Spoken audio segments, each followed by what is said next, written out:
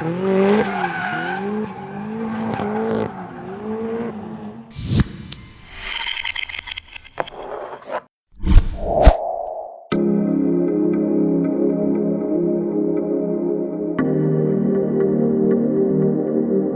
begin with, it's crucial to keep in mind that RX7s weren't exactly inexpensive when they were brand new. For instance, the 1993 base RX7 cost $32,000 US, according to Sports Car Color History Mazda RX7. Calculator.net estimates that the FD RX7's base price was $58,300 in 2020. That's USD rounded. This practically means that you were paying BMW money for a Mazda, which was one of the factors contributing to the car's poor sales.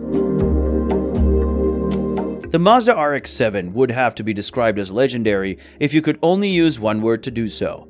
A cult following like this is something that very few performance cars can boast, especially years after manufacture ceased. If you're looking to purchase one, you've probably found that they're just not readily accessible for a reasonable price. Even models in bad condition with numerous flaws or issues tend to fetch ridiculous prices. The fact that RX-7s are getting harder to get is one of the main factors contributing to their high price. FD RX-7s were never produced in large quantities, and they are now significantly older, almost 30 years old for the earliest examples. Over time, RX-7s have been totaled in collisions, perished from neglect, or lost value and ended up in the scrapyard. Therefore, according to basic laws of supply and demand, the RX-7 will gradually cost more money, provided the bottom does not fall out of the classic car market. In the last 10 years, vintage automobile values have increased dramatically, with prices for all types of classic cars going through the roof. Japanese classics have undoubtedly increased in value, even though the RX-7 has not seen price inflation to the same amount as, say, the Porsche 911. This is particularly true for any neat, organized instances. The price of vehicles like the RX-7 has recently increased due to the rising tide that lifts all boats.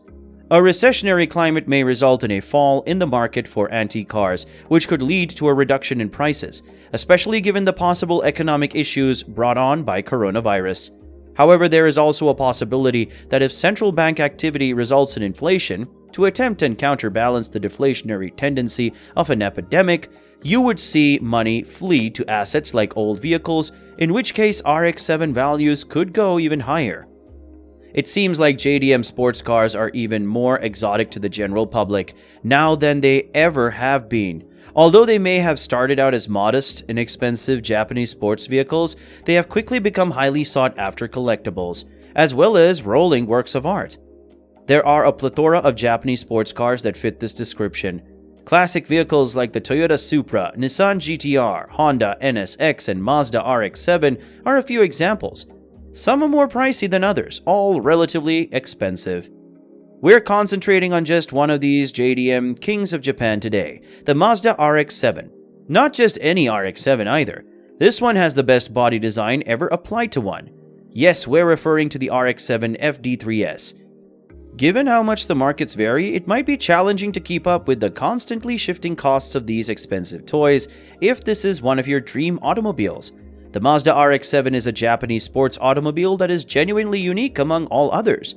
It has a long history that dates back to the original generation of SA22C. In the late 1970s, after the first Mazda RX-7 left the factory 14 years ago, the business made strides in engineering and customer satisfaction by giving the driver every option imaginable. To be precise, a rotary engine. As previously said by James from Donut Media, discussing the RX-7 without bringing up its engine would be impossible. We tend to concur because it was one of Mazda's key selling factors for the RX-7 and RX-8. The rotary engine in the Mazda RX-7 FD is completely different from the typical piston configuration found in most vehicles. A rotary engine employs a rotor to create combustion rather than using pistons to pressurize air and a spark. Essentially, a rotor in the shape of a Dorito rotates inside the engine, sparking anywhere the corners collide. Unusual and well-liked variations on the traditional combustion engine are undoubtedly rotary engines. In fact, it has created a type of cult following for both the Mazda RX-7 and rotary engines in general. Fans have been clamoring for another Mazda RX since the series was discontinued. The old RX-7s are no longer affordable sports cars, but rather high-end toys due to the aforementioned demand for and enjoyment of them. Prices will therefore necessarily increase as a result, as the laws of supply and demand require. Costs are under pressure to rise since there are many buyers but few products. Even if it hurts us so much, the automotive business isn't one of the few professions that is immune from some common laws. In fact, the auto industry is where economic shifts may be seen most frequent due to loans and other freshly developed kinds of money, known as a fractional reserve banking system. Look at the price fluctuations of a rare car over time to see what we're talking about. If it's a Ferrari, Lamborghini, or in this example an RX-7, you'll notice a significant difference between their starting MSRP and what they're currently selling for. According to the source's calculations using the Haggerty evaluation tool, the best offer as of 2018 would be close to $34,000, but only if you discover the classic diamond in the rough, an RX-7 that is brand new but not brand new. You had two options. One reason is that you might want to start out low and rise to the top as you go. Here are hot cars. A lot of us have sympathy for this noble object. However, it's far simpler to spend over $50,000 on the nearly perfect ones if you have the money.